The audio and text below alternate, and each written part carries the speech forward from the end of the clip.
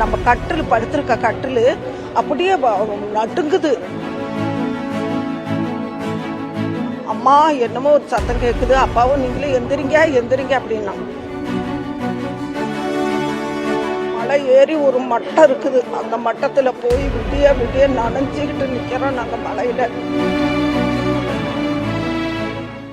இடிஞ்ச ராத்திரி 1 மணிக்கு 1:20 அப்ப என் மகன் வந்திருக்கான் தமிழ்நாட்டில். அவன் சேலத்துல இருந்தான், அவன் வேலையில இருக்கான். அவன் வந்து ஒரு ரூம்ல படுத்திருந்தான். படுத்திருக்கும்போது சத்தம் கேட்டது.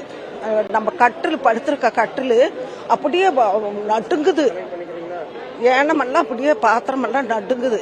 அப்ப என்ன பண்ணா, அம்மா என்னமோ ஒரு சத்தம் கேட்குது, அப்பாவும் நீங்களே எந்திரிங்க எந்திரிங்க அப்படின்னா. நாங்க எழுந்திரிச்சு பார்க்கும்போது இது செவுரு இடிஞ்சு தண்ணி வருது வீட்டுக்குள்ளார, மண்ணும் மரமும் கல்லும் எல்லாம் வருது. அதுல இவன் பிடிச்சி இழுத்து எங்களை வெளியே, அப்பாவும் அம்மாவும் 2 கையிலையும் அம்மாவும் கூட்டிக்கிட்டு ஓடுறான். மலை ஏறி ஒரு மட்டம் இருக்குது, அந்த மட்டத்துல போய் விடிய விடிய நனைஞ்சுக்கிட்டு நிக்கிறோம் நாங்க மலையில. கிட்டு கிட்டு கிட்டுன்னு நட்டுக்கிறோம் நாங்க. அப்புறம் என்ன பண்ணாங்க, மவராசன் 2 பேரு ஆம்பளைங்க வந்து, அக்கா நீங்க எந்த வழியே வாங்க அப்படின்னு கூட்டிகிட்டு போகும்போது அவனுக்கும் தடம் தெரியல. கூட்டிக்கிட்டு போய் ஒரு வீட்டில் கொண்டு போய் விட்டாங்க.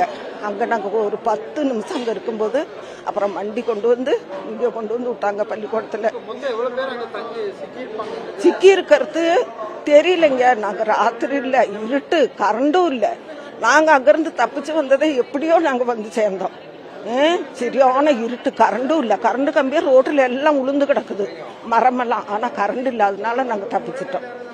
ஆளு எத்தனை போனது, என் பிறந்தவன் போயிடுச்சு, பிறந்த மகனும் எங்கள் அண்ணனும் போயிடுச்சு. ஒரு அண்ணன், இது பெரிய அண்ணன், அதுக்கும் கீழே அண்ணன் போயிடுச்சு.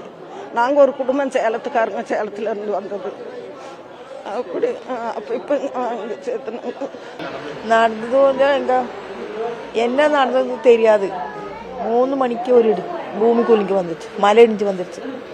எங்க 3 ஆங்களும் அண்ணன் தம்பிங்க, அண்ணிமாரு, 3 மக்கள் எல்லாம் போச்சு.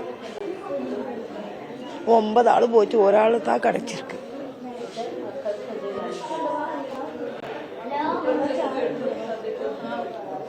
அவங்க எல்லாம் மேலே தரசன் மேலே கயறி இருந்தாங்க.